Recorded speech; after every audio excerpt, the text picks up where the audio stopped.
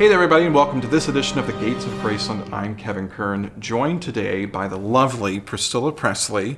And Priscilla, we just cut the ribbon on the brand new Elvis Presley's Memphis. Quite the complex. Mm-hmm. Yes. A big day for Graceland, an enhancement to the Graceland visitor experience. But today I want to take a step back in time. Will you go back with me to 1982 when we opened Graceland? Wow, we're going when you opened that far Graceland. Back? Yes. Oh my gosh. Wow, 1982. Wow, those were the days.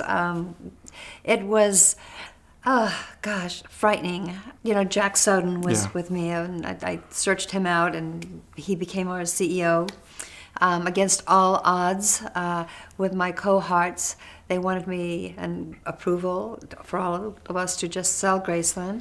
That was not going to happen. I am making a very long story short so that I know we only have a little bit of time. But anyway, that was not going to happen, so decided to open it up as a museum, but not really a museum, but just his home so that people come. So home tour. Home tour, exactly. Jack said it best. The most frightening we were was because, you know, we sent out, it's not like we sent out invitations and we were going to get RSVPs on who was coming.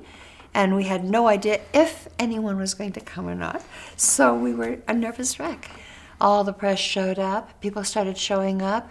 We opened the Gates of Graceland, and the rest is history. The rest, as they say, is history. The rest is history. And Graceland remains in the family today. And that was very important to you back in that day. Absolutely. Elvis has made many statements that he'd never get rid of Graceland, that he loved Graceland. And I mean, that was home for him. That's where he always, after movies, after touring, after Las Vegas, his appearances, he would come home. This was home, not California, not anywhere else. And he never had plans of selling it. Never could see himself selling it. So when I became one of the executors, it was, you know, it was never going to happen. And today, Graceland welcomes hundreds of thousands of visitors from around the world each and every year. But for you and Lisa, does it still feel like home when you come back to Memphis? Absolutely, it does. I can walk in that door, that front door, even in the back door, and it feels like I never left, Kevin. I swear, it's like I could just pick up and you know, do what I did. It's just a very... I mean, yes, I spent so many years there, but even coming back, it just still feels like home. And I know it feels that way for Lisa as well. I mean, obviously, she was only 9 years old, but old enough to have been left an impression, you know, of that being home. She would come here to visit during the holidays. She would come and visit a couple of weeks in the summer. So, and of course, she had a lot of childhood memories on the golf cart all over, just like her dad. So, yeah, it still feels like home, especially when everyone leaves and it's closing time. To go there, it's surreal. The legacy of Elvis Presley lives on today through his music, through his movies, but also how important is Graceland to the Elvis legacy today to keep it going? Oh my gosh, that's the heart and soul of everything. Graceland is the heart and soul, and that's been proven. People come here not once or twice, but people keep coming back and they can't get enough. I've had letters from fans all over the world saying they can't wait to come back. They're saving to come back. They're bringing friends back or a husband back. There's something that people connect to, and I feel that is the spirit of Elvis Presley there. I mean, they don't want to leave the meditation garden. It's a sanctuary. It has become somewhat like that. I mean, it was that way for Elvis when he would ever come home. That's where he felt safe and felt like he could be who he was.